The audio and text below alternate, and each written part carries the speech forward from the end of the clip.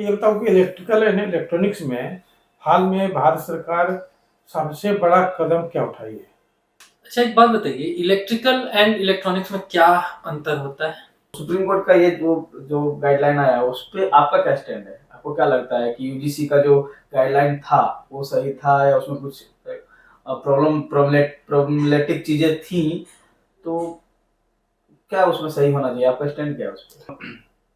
अभी सर मैं आपसे अरावली के बारे में पूछ रहा था। जी सर। अरावली कंटेक्स्ट में अरावली से पहले भी कुछ दिन पहले एक जजमेंट आया था, वन शक्ति वर्सेस क्रेडाई का एक जजमेंट था, और वहां पे बहुत सारे लोगों का एडिटोरियल आया कि एक्चुअली इट गोज अगेंस्ट जो रिव्यू जजमेंट आया सुप्रीम कोर्ट में, वो पब्लिक ट्रस्ट डॉक्ट्रिन के अगेंस्ट जाता है। अरावली वाले केस में भी ये डॉक्ट्रिन का नाम आया था कि this goes against public trust doctrine. तो पब्लिक ट्रस्ट डॉक्ट्रिन का मतलब क्या है? एडमिनिस्ट्रेटिव स्ट्रक्चर को रिस्पॉन्सिबल बनाना बहुत जरूरी है। मैं कम से come good afternoon sir. Sit down. Thank you sir. तो दिस मीन दैट क्या तुम्हारा मीडियम है, हिंदी या इंग्लिश? हिंदी है सर। हिंदी। तो इसी ड्रेस में जाओगे तुम जी सर। देने, इंटरव्यू देने? जी सर। अच्छा, तो टाई को बदलो, लेकिन ठीक है सर। टाई को थोड़ा सा मे बी की ग्रे में डीप ग्रे रख सकते हो। ठीक सर। ये थोड़ा सा एकदम से वो हो जा रहा है, कॉन्ट्रास्टिंग नहीं। जी सर। शू कैसा थोड़ा शू ठीक है? अच्छा, अंगूठी क्यों पहनते हो? सर अंगूठी से मम्मी मदर थे, उन्होंने दिया था, तो उनकी वजह से। क्या है अंगूठी में, कौन सा पत्थर है? सर एक नीलम है, एक पुखराज है सर। ओके, पुखराज किस लिए पहना जाता है? पुखराज सर जो हेल्थ के लिए सर। हेल्थ के लिए। और सर पुखराज तो विद्या के लिए, बुद्धि के लिए, बृहस्पति के लिए। जी सर। और नीलम? सर नीलम सर सक्सेस के लिए सर। सुपर सक्सेस के लिए। जी हाँ सर। मैं वैसे उस दिन किस ग्रह के लिए है ये नीलम? सर नहीं आइडिया सर, सॉरी। शनि। ठीक है, जी सर। तो उस दिन पहनोगे तुम इसको? नहीं सर। अच्छा, एक पहन सकते हो, दोनों। एक थोड़ा बड़ा टोन लग रहा है जी। एक थोड़ा ठीक है। और तुम थोड़ा जवाब बहुत अच्छा था, क्यों पहनते हो? तो माँ ने पहन दिया है इसलिए पहने। Very good answer. This can not be contested. ठीक है जी सर। अच्छा, कहाँ से पढ़ाई किए तुम? सर मैंने ग्रेजुएशन दिल्ली से किया है, मैं इलेक्ट्रिकल एंड इलेक्ट्रॉनिक इंजीनियरिंग। कहाँ से? गुरु गोविंद सिंह इंद्रप्रस्थ यूनिवर्सिटी। हाँ सर। कॉलेज मेरा Guru Tegh Bahadur institute of technology. अच्छा, और 10 and 2, 10 and plus 2? 10 और +2 सर, मेरे पापा राजस्थान रहते थे, गंगानगर, तो वहाँ से मैंने 10th और 12th की पढ़ाई की है। Very good. तो इंजीनियरिंग तुम किया electronic and electrical and electronics. अच्छा, इलेक्ट्रिकल एंड। तो ये बताओ कि इलेक्ट्रिकल एंड इलेक्ट्रॉनिक्स में हाल में भारत सरकार सबसे बड़ा कदम क्या उठाई है? सर अभी इसमें जो सेमीकंडक्टर इंडस्ट्री को डेवलप करने के लिए, क्योंकि जो भी हमारे आने वाले इंडस्ट्री है जिसमें इलेक्ट्रिकल व्हीकल हो या टेलीकम्युनिकेशन हो या डिफेंस हो, तो वहाँ पर सेमीकंडक्टर का बहुत ज़्यादा यूज होता है। इसके लिए हम जापान के साथ भी और साउथ कोरिया के साथ भी टाई अप किए हैं, और साथ में लिथियम के लिए अर्जेंटीना जो ब्लॉक है वहाँ से भी सर टाई अप किए हैं। Okay good. बट इसमें तो फर्स्ट पार्ट तुम्हारा बहुत सही चल रहे थे, सेकेंड पार्ट तुम डाल करके ना थोड़ा सा कंफ्यूजिंग कर दिए। सेमीकंडक्टर का को डेवलप करने के लिए जो PLI हाँ, प्रोडक्शन लिंक इंसेंटिव्स लगाया गया है, या बहुत सारे फैसिलिटी दिए गए हैं, लेकिन रेयर अर्थ का जो है उसका काम इसमें पड़ेगा। जी सर। बट वो डायरेक्टली इलेक्ट्रॉनिक्स के लिए नहीं है, कई चीजों के लिए वो। जी। रेयर अर्थ के लिए और भारत सरकार क्या कर रही है? सर रेयर अर्थ के लिए अभी जो 13 क्रिटिकल मिनरल्स जो है उसके लिए पॉलिसी गवर्नमेंट लेके आई है, और उसके लिए सर साथ में जो अदर कंट्री जो है जहाँ पे रेयर अर्थ मटेरियल मिलते हैं उनके साथ भी हम जो रेयर अर्थ मटेरियल को रेयर अर्थ मटेरियल क्यों कहा जाता है? सर इसलिए कहते हैं कि जो उनका एक्सट्रैक्शन होता है वो बहुत कॉस्टली होता है, उसके लिए बहुत रिसर्च और एनालिसिस की ज़रूरत होती है। इस वजह से उनको रेयर अर्थ मेटल कहा जाता है, क्योंकि उनको जब हम यूज़ करते हैं तो उसको प्यूरिफिकेशन करने के लिए बहुत ज़्यादा टेक्नोलॉजी और रिसोर्सेज का यूज़ किया जाता है उसमें। It is not in rare, rare में है नहीं ये। रेयर में है नहीं सर, बट उनका जो यूटिलाइजेशन जिस फॉर्म में हमें करना है, उसका जो ओवरऑल प्योरिटी फॉर्म तक लाने में इसलिए कॉस्ट ज़्यादा, इस वजह से उनको रेयर अर्थ मेटल कहा जाता है। अच्छा, अब आपका नाम अशोक है। जी सर। तो अशोक, ये बताओ कि अगर तुम्हें ऐसा कोई एक जादू मिल जाए जिसमें एक दिन के लिए मिले वो, जिसे विश्व की या भारत की या बिहार की एक समस्या को खत्म कर दे सकते हो, तो कौन सी समस्या को खत्म करोगे? सर मैं पॉवर्टी को ख़त्म करना चाहूँगा। पॉवर्टी खत्म करोगे? जी सर। शिक्षा को नहीं? सर क्योंकि शिक्षा भी पॉवर्टी के ऊपर डिपेंड है। अगर पॉवर्टी रहती है तो बेसिक एजुकेशन भी नहीं कर पाते हैं। अगर पॉवर्टी लेवल अगर सही रहेगा तो एजुकेशन भी लोग अच्छे से कर सकते हैं सर। अच्छा, तो एक और फिर उसी जादू का दूसरा पार्ट होगा कि एक तुम ऐसा बटन दबाओगे जिसमें जितनी तुम्हारी प्रॉपर्टी है वो दुनिया में बट जाएगी, लेकिन उसमें खतरा एक रहेगा कि एक आदमी उसमें मर जाएगा, तो तुम बटन दबाओगे कि नहीं? जैसे अगर पूरी दुनिया में अगर हो जाए तो अगर बटन दबाने से मेरा अगर हो जाए तो मैं दबाऊंगा सर। तो एक आदमी मर जाएगा, लेकिन हाँ, बट सर उससे एक आदमी के जाने से बहुत, अगर लार्ज कम्युनिटी देखे तो उनका फायदा होगा, तो मास स्केल पे। पर तुम्हारा कितना प्रॉपर्टी तुम्हारा है कि मास को इतना बड़ा फायदा हो जाएगा? सर अगर मेरे पास उतना प्रॉपर्टी होगा तभी मैं बांटने की कोशिश, अगर मेरे पास उतना नहीं रहेगा तो सर मैं बांटूंगा नहीं। कितना रहने पर बांटोगे? कितना रहने पर बांटना शुरू करोगे? सर इतना हो गया कि जैसे बिल गेट्स वगैरह हो, उससे ज़्यादा पैसे का हो। मान लीजिए 76 बिलियन है, 76 बिलियन को बांटेंगे अगर पूरे विश्व में, तो क्या पड़ेगा? 10-10 डॉलर पड़ेगा। जी सर। 10 डॉलर में क्या हो जाएगा? उसके लिए एक आदमी मर जाएगा बेचारा। चलो, वे अच्छे अटेम्प्ट किए हो, but killing 1 person is a greater crime than saving 100%। जी सर। ठीक है, इसलिए यहाँ के देखो जस्टिस में भी कहा जा सकता है कि 100 जो है क्रिमिनल छूट जाए, बट एक इनोसेंट इनोसेंटली जाना। यहाँ तो किल करने की बात है। तो killing one bird also, one animal also is bigger sin than saving 100 persons. जी सर। हाँ, अब इसके बीच के रास्ता तो निकाल सकते हैं, और कोई तरीका खोज सकते हैं, कोई वे आउट खोज सकते हैं, या हम बटन नहीं दबा करके धीरे धीरे बटवा देंगे। हाँ सर, बटन नहीं दबाएंगे, कुछ अल्टरनेटिव उसका देखेंगे। हाँ, लेकिन ये नहीं कहेंगे कि एक आदमी मर जाएगा कोई बात नहीं, बाकी लोग फायदा हो जाएगा। अगर बिल गेट्स का भी पैसा हो जाएगा 76 बिलियन, तो 7 बिलियन 8 बिलियन आदमी है, तो हर आदमी को $10 मिलेगा। $10 में क्या हो जाएगा? जी सर। ठीक है, ठीक। 2017 में आपने ग्रेजुएशन किया, राइट? जी सर। उसके बाद की अपनी जर्नी बताइए। सर 2017 के मेरे जो लास्ट सेमेस्टर चल रहा था उसी दौरान मेरे भाई का एक्सीडेंटल हुआ था, जिसकी वजह से वो मेंटली डिस्टर्ब हो गया था। तो उसके केयरिंग के लिए, और फादर लेबर वर्क करते थे तो मैनेज नहीं हो पा रहा था, जिस वजह से मैं प्लेसमेंट में पार्टिसिपेट नहीं कर पाया था। फिर मैं घर संभाल रहा था 3 साल तक। उसके बाद से फिर मैंने सर 2021 से कि एडटेक कंपनी में काम करना स्टार्ट किया था, और मैं कंटिन्यू वर्क कर रहा हूँ। और साथ में मैंने इससे पहले 66 और 68 बीपीएससी का मेंस भी दिया है, और एक यूपीपीसीएस मेंस भी दिया था सर 2022 में। इंटरव्यू आपका पहला है? जी सर, पहला इंटरव्यू। अच्छा, एक बात बताइए, इलेक्ट्रिकल एंड इलेक्ट्रॉनिक्स में क्या अंतर होता है? सर वैसे अगर इलेक्ट्रिकल की बात करें तो वहाँ पे जैसे हम हाई जो पावर होते हैं, हाई वोल्टेज हाई करंट की बात करते हैं, वहाँ पे जो सप्लाई यानी ट्रांसमिशन सप्लाई से पावर से रिलेटेड होता है। बट इलेक्ट्रॉनिक्स में होता है जो छोटे स्मॉल करंट पे जो वर्क काम करते हैं, जैसे हमारे इलेक्ट्रॉनिक्स इक्विपमेंट वगैरह सब होते हैं, तो उसमें यूज़ करते हैं सर। तो ये एक मेजर डिफरेंस होता है। अर्थिंग और न्यूट्रल में क्या अंतर होता है? सर न्यूट्रल तो एक वायर होता है। अर्थिंग मतलब इसलिए होता है कि अगर शॉक सर्किट से वगैरह से बचाने के लिए, और बिल्डिंग वगैरह को भी, और ह्यूमन सेफ्टी के लिए भी अर्थिंग का यूज़ करते हैं सर। और न्यूट्रल का? Sir neutral sir phase out करने के लिए यूज़ करते हैं। मीन्स लेमैन में हूँ, कुछ नहीं मैं समझ पाता हूँ, तो कैसे समझाओगे?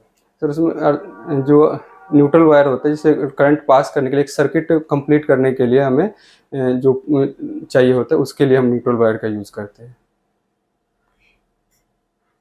सिंगल फेज और 3 फेज में क्या अंतर होता है? सर ये एक पावर सप्लाई करने के मेथड है, जिस पे कि अगर ज़्यादा वोल्टेज और हाई करंट का यूज़ होता है तो first phase single phase depend करता है कि कौन से फेज में कितनी की वोल्टेज पास हो रही है, तो इसके लिए यूज़ करते हैं सर। ये लोकेलिटीज वगैरह में जो ट्रांसफार्मर लगा रहता है, उस ट्रांसफार्मर को क्या कहते हैं? सर ये यहाँ पे स्टेप डाउन ट्रांसफार्मर होता है सर। स्टेप डाउन ट्रांसफार्मर होता है, ठीक। स्टेप अप कहाँ लगाते हैं? सर जैसे पावर जनरेशन जहाँ होता है सर, उस जगह पे लगाते हैं, ताकि हम हाई स्टेप अप करके जो लॉसेस, ट्रांसमिशन लाइन में जो लॉसेस होते हैं उसको कम करने के लिए पावर स्टेशन या जनरेशन स्टेशन पे लगाते हैं। पावर इलेक्ट्रॉनिक्स क्या होता है? पावर सर, सॉरी सर मैं एग्जैक्ट नहीं देख पा रहा हूँ। अच्छा, एक लेमैन आदमी को अगर आपको इलेक्ट्रिसिटी को एक्सप्लेन करना हो, कैसे एक्सप्लेन करेंगे? सर जैसे हम लोग फिजिक्स में ही पढ़ते हैं 11th-12th में कि अगर जैसे पहले, सबसे पहले तो उसमें चार्ज कि करंट इलेक्ट्रिसिटी फ्लो कैसे करता है, तो जैसे हम लोग कहते हैं कि कभी अपने जो स्वेटर है वहाँ पे पेंसिल रबर कीजिए उस पर, तो उस पर जो चार्ज क्रिएट होगा, फिर उसको अगर हम वायर से कनेक्ट कर देते हैं और उसके साथ में एक लोड लगा देंगे, जैसे नॉर्मल हम लोग साइकिल जब चलाते थे तो वहाँ पे भी बल्ब जलाने के लिए यूज़ करते थे, तो उस तरीके से मैं सर समझाऊँगा। ये बताओ, इलेक्ट्रिकल का एक गाना में प्रयोग हुआ है, वो गाना याद है? सॉरी सर ये नहीं है। लगे 440 वोल्ट। जी हाँ सर, सुना था, याद नहीं है सर। अशोक, आपने बोला कि आपका जो हायर सेकेंडरी और +2 का एजुकेशन गंगानगर से हुआ है। जी सर। तो गंगानगर का जियोग्राफिकल कंडीशन के बारे में कुछ बता सकते हैं? सर जो गंगानगर को सर जो फूड बास्केट ऑफ राजस्थान कहा जाता है, या मरुस्थल के हैं, क्योंकि वहाँ पे बाकी जो कंपेरिजन जो एरिया है वहाँ पे रेतीले हैं, बट वहाँ का जो लैंड है फर्टाइल लैंड है, वहाँ पे धान की खेती होती है, गेहूं की खेती वगैरह भी अच्छे से होते हैं, और वहाँ पे सर इंदिरा गांधी कैनाल नहर भी गई है, जिसकी वजह से प्रोडक्टिविटी वहाँ पे बढ़े हैं सर। और साथ में सर हमारा एक पाकिस्तान के साथ भी हिंदू-मंडकोट बॉर्डर है, वो भी वहाँ से सर टच करते हैं। ओके, आप इंदिरा गांधी कैनाल के बारे में बात की, तो उसका वो जो इंदिरा गांधी कैनाल का फॉर्मेशन है ना, स्टार्ट किसने किया था? सर ये इंदिरा गांधी 1960 के आसपास सर हुआ था, एग्जैक्ट मुझे डेट ध्यान नहीं है सर। स्टार्ट किसने कराया था पहले? मतलब इंदिरा गांधी के टाइम में शायद उसको एक्सटेंड किया गया है। जी सर। लेकिन उसका जवाहरलाल नेहरू सर। आपने बताया कि आप क्योंकि राजस्थान में कुछ दिन रहे हैं। जी सर। अभी कुछ दिन न्यूज में था, कुछ दिन पहले अरावली माउंटेन को लेकर। जी सर। तो क्या इशू था सर अरावली माउंटेन के लिए सर एक गवर्नमेंट सुप्रीम कोर्ट ने एक डिसीजन जारी किया था, उसमें डेफिनेशन को लेके था कि जो 100 मीटर से कम ऊंचाई के रहेंगे और जो उनका डिस्टेंस जो रहा है 500 मीटर के बीच में, तो उन्हें अरावली के रेंज में नहीं माना जाएगा, जिससे उसका जो कंजर्वेशन इशू आएगा और वहाँ पे जो माइनिंग वगैरह एक्टिविटी हो सकती थी, तो इसलिए सर ये न्यूज में था। तो मान के चलिए कि यदि वो सेम डेफिनेशन को लागू, अभी खैर उस पर रोक लगा दिया गया है, मान के चलिए उसको लागू कर दिया जाता, तो राजस्थान के कुछ एरिया पे क्या इम्पैक्ट पड़ता है उसका? सर ये सिर्फ राजस्थान पे ही नहीं पड़ता, ओवरऑल जो इंडिया की जो क्लाइमेट है उस पर असर पड़ता है, क्योंकि सर जैसे साउथ वेस्ट मानसून से जो स्टार्ट होते हैं, तो अरावली एक रॉड ब्रोकर के रूप में काम करते हैं, तो जिसकी वजह से जो मानसून की दिशा रुक जाती है। और ओवरऑल सर जैसे रेगिस्तान, ऐसा भी माना जाता है कि अगर अरावली की कटिंग करे तो जो रेगिस्तान को जो रोका हुआ है सूरतगढ़ एक बाउंड्री, तो वो आगे भी जो सेंट्रल इंडिया है उधर भी बढ़ सकती है। ओके, आपने बोला कि आपका ग्रेजुएशन दिल्ली से हुआ है। जी सर। अभी कुछ यूजीसी से रिलेटेड कुछ गाइडलाइंस पास हुए थे ना, यूजीसी जी सर। गाइडलाइंस, उसमें कुछ इश्यूज हैं जिसके कारण बहुत कुछ दिनों से प्रोटेस्ट भी चल रहे थे, क्या इशू है उसमें? सर बेसिकली जैसे पहले यूजीसी में जो यहाँ पे इक्विटी स्टैब्लिश करने की बात कही थी, तो 2012 में एक यूजीसी ने एक रूल लाया था, फिर उसे अमेंडमेंट करने के लिए 2026 में एक नया रूल आया था, जिसमें जो कैटेगरी डिफाइन किया जाता है कि SC ST OBC और साथ में इन तीनों कैटेगरी को लेके बाकी अदर जनरल है, तो इसमें जो डिस्क्रिमिनेशन होता है तो इसके वजह से, तो लेकिन जो क्रिटिक है जो आलोचना कर रहे हैं तो उनका कहना है कि इससे क्या हुआ कि देश डिवीजन बढ़ेगा। और हाल ही में सुप्रीम कोर्ट ने भी जजमेंट किया है कि अगर हम जाति के नाम पर अगर बांटे तो इंडिया की जो डाइवर्सिटी है उसको थ्रेट हो सकता है। हम 70 आज़ादी के बाद से हम कास्टलेस सोसाइटी की बात कर रहे हैं, बट ये कास्ट सिस्टम को प्रमोट करेगा। तो ये सब सिचुएशन है। तो सुप्रीम कोर्ट का ये जो गाइडलाइन आया उस पे आपका क्या स्टैंड है? आपको क्या लगता है कि यूजीसी का जो गाइडलाइन था वो सही था या उसमें कुछ प्रॉब्लमेटिक चीजें थी? तो क्या उसमें सही होना चाहिए? आपका स्टैंड क्या है उस पे? सर जी सर, उसमें सुप्रीम कोर्ट का डिसीजन सही है। उसमें कुछ प्रॉब्लम है, जैसे कि जो एक्सट्रीमली बैकवर्ड क्लासेस है या और एक क्लासेस है जो मेजर ऑफ क्लासेस है उसको एक्सक्लूड किया गया था। और इससे क्या होता है कि यूजीसी के अंदर एक सेग्रीगेशन का माहौल स्टार्ट हो रहा था, जैसे कि उसमें जो एक प्रोविजन था कि हॉस्टल फैसिलिटी अलग होना चाहिए और कॉलेजेस अलग होना चाहिए, मेंटरशिप प्रोग्राम अलग होने चाहिए। तो इससे जो वहाँ के जो स्टूडेंट के बीच में एक यूनिटी का खतरा था और डिवीजन और बढ़ सकते थे। और ये और साथ साथ में सर जनरल कैटेगरी के साथ ऐसा कहा जाता है कि अथॉरिटी का मिसयूज भी होगा, कि किसी कोई एलिगेशन लगा दे तो इसका मिसयूज भी हो सकता था। तो इसके लिए सर ये कहा गया। और अभी सुप्रीम कोर्ट ने एक कमेटी भी बनाने की कही है, कि गवर्नमेंट से भी कही है और यूजीसी को भी कही है कि इसके ऊपर एक कमेटी बनाए और सही तरीके से नियम बना के इसको फर्दर आगे बढ़ाए। अशोक, आपका हॉबी क्या है? सर मेरा हॉबी सर कबड्डी है, बट कुकिंग है सर, दोनों। अच्छा, तो आप ये बता सकते हैं कि कबड्डी में इंडिया का परफॉर्मेंस क्या है? सर इंडिया का अभी देख सर ओवरऑल परफॉर्मेंस तो बहुत अच्छा रहा है, लेकिन जिस लेवल पे क्रिकेट और अदर गेम की है उस लेवल पे नहीं है। और हाल ही में अभी सर एक गेम भी हुआ था, कबड्डी चैंपियनशिप जो लंदन में हुआ था, इंडिया मेंस और वुमेन दोनों इंडिया टीम जीत के आई है सर। तो फिर जब दोनों चैंपियनशिप इंडिया जीती है, फिर भी उतना कबड्डी को प्रमोट नहीं किया जा रहा है, कबड्डी के बारे में लोग जानते नहीं, इसका क्या कारण है? क्रिकेट के बारे में उतना लोग जानते हैं, क्रिकेट को इतना लोग फॉलो करते हैं। हाँ सर, अब फिलहाल नहीं है, बट अभी सर हर एक यूनियन गवर्नमेंट भी और स्टेट गवर्नमेंट सभी इस पे काम कर रहे हैं, तो धीरे धीरे बढ़ रहा है। और इससे इसका देखने को ऐसा होता है कि प्रो कबड्डी लीग जो स्टार्ट 2014 में मेंस के लिए स्टार्ट हुआ था, अब 2023 से वुमेन के लिए भी स्टार्ट हो गया है। तो धीरे धीरे सिनेरियो चेंज हो रहा है सर। बहुत अच्छा। तो Okay, so tell me one thing, तुम्हारे भाई का एक्सीडेंट हुआ था? सर एक्सीडेंट सर वो मेंटली डिस्टर्ब हो गए हैं sir. Okay okay okay, I am so sorry. अच्छा, साहा गाइडलाइंस के बारे में जानते हो? सॉरी सर, सहागन। सुप्रीम कोर्ट का कोई गाइडलाइंस आया है मेंटल हेल्थ को लेकर, अभी 5 महीने पहले की घटना है, जुलाई में। Sorry sir, I didn't. Okay okay, कोई बात नहीं। अभी सर लोगों ने आपसे पूछा, आपने ट्रांसमिशन के बारे में बताया, जी सर। तो ट्रांसमिशन लॉसेज इंडिया में उसके मुख्यतः क्या कारण है? सर इसके दो कारण हो सकते हैं। एक तो जो हम ट्रांसमिशन जो पावर सप्लाई करते हैं वहाँ भी लॉसेज आते हैं, और साथ साथ में सर जो एक कमर्शियल लॉसेज भी आते हैं। तो क्योंकि ट्रांसमिशन लॉस है वो टेक्निकल लॉसेज है, तो वो तो जेन्युइन है कि सर अगर पावर सप्लाई होते हीट या रेजिस्टेंस की वजह से वो लॉसेज होगा, तो उससे हम बेटर टेक्नोलॉजी का यूज़ करके स्टॉप कर सकते हैं, मिनिमाइज कर सकते हैं, स्टॉप नहीं कर सकते। बट जो कमर्शियल साइड से जो लॉसेज होती है, जैसे कि नॉर्मल भाषा में कहते हैं सर टोकिया लगाना कहते हैं, तार अलग से जोड़ना, ये चीज़ होता है। तो इस सब कंट्रोल, फिर जो इरेगुलर व्हीलिंग होती है, तो इन सभी कारणों से जो लॉसेस होते हैं सर, जो जिससे डिस्कॉम को जो पावर सप्लाई कंपनी है उसको नुकसान होता है। Okay okay. अच्छा, एक बात बताओ, अभी सर ने आपसे अरावली के बारे में पूछा था। जी सर। अरावली कंटेक्स्ट में, अरावली से पहले भी कुछ दिन पहले एक जजमेंट आया था, वन शक्ति वर्सेस क्रेडाई का एक जजमेंट था, और वहां पे बहुत सारे लोगों का एडिटोरियल आया कि एक्चुअली इट गोज अगेंस्ट, जो रिव्यू जजमेंट आया सुप्रीम कोर्ट में वो पब्लिक ट्रस्ट डॉक्ट्रिन के अगेंस्ट जाता है। अरावली वाले केस में भी ये डॉक्ट्रिन का नाम आया था कि this goes against public trust doctrine. तो पब्लिक ट्रस्ट डॉक्ट्रिन का मतलब क्या है? Sir public trust, sir exact नहीं मुझे ध्यान है, मैं गैस कर सकता हूँ। या please go ahead. Sir public trust doctrine का मतलब कि जो सर किसी भी चीज़ के जो पब्लिक एक्सेप्ट कर रही है या नहीं कर रही है, बट उसके बियॉन्ड भी जाके अगर कुछ जजमेंट हो रहा है या कुछ हो रहा है, तो उससे पब्लिक का ट्रस्ट जो है इंस्टीट्यूशन है या कोई अथॉरिटी है वहाँ डिग्रेड होती है। तो इसको सर हम रिलेट कर सकते हैं। Okay okay okay okay. कल सुप्रीम कोर्ट का एक बहुत ही अच्छा लैंडमार्क जजमेंट आया है मेंस्ट्रुअल हेल्थ के ऊपर, पढ़े हो आज का न्यूज़पेपर? नहीं सर, नहीं पढ़ा। डॉक्टर जय ठाकुर जजमेंट नहीं देखे हो? नहीं सर, आज नहीं न्यूज़पेपर। Okay okay. आपने गुरु तेग बहादुर यूनिवर्सिटी से ग्रेजुएशन किया, राइट? जी सर।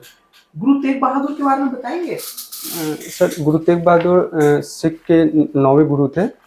और जो जब वो सर पटना और अदर स्टेट के विजिट पे थे, बंगाल के विजिट पे, तो पटना आए थे। तो यहीं पे जो पटना साहिब है वहाँ पे उनके बेटे गुरु, जो 10वें गुरु है, गुरु गोविंद सिंह का जन्म हुआ था सर। और गुरु तेग बहादुर के सर ऐसा है कि जब औरंगजेब के साथ उनका कुछ टसल हो गया था, क्योंकि कश्मीरी पंडित को लेके वो धर्म परिवर्तन की बात चल रही थी, तो उन्होंने कहा था कि अगर मेरे धर्म परिवर्तन अगर करवा दोगे तो मेरी जितनी भी कम्युनिटी है सभी धर्म परिवर्तन कर लेंगे। तो इसके एवज में जाके उनको चांदनी चौक पे उनका शीश कलम कर दिया गया था सर। Okay okay okay. एक लास्ट क्वेश्चन पूछूंगा आपका। ऑप्शन आपने यहाँ पे पॉलिटिकल साइंस आपने लिया है। जी सर। इस सर्कुलेशन ऑफ एलिट्स क्या होता है? What is the concept of circulation of elite?